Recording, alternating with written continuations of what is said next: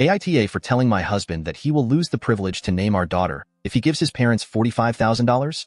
My husband, Gary, 41M, and I, 38F, are expecting our first child in a little more than 3 months.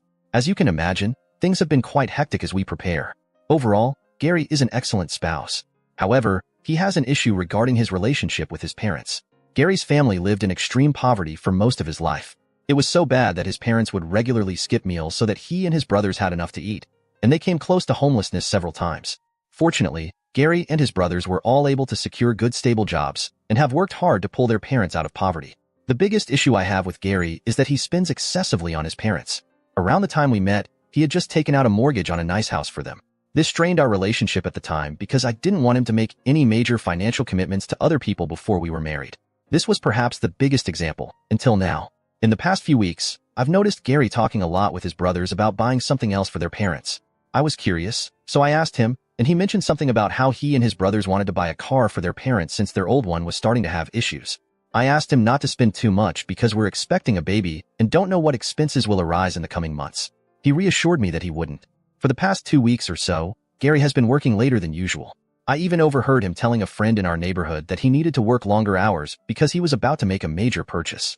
I'll admit this next part may seem wrong, but I was frustrated with his late hours, so I logged onto his home laptop. I saw that on Tuesday, he made a $45,000 wire transfer.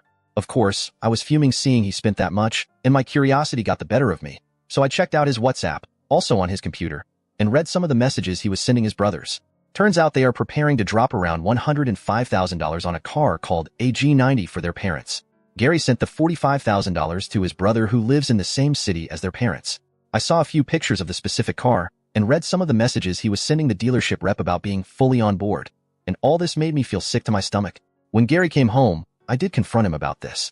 I said that he was being irresponsible for spending that kind of money without consulting me and that I wanted him and his brothers to cancel the whole thing for the time being.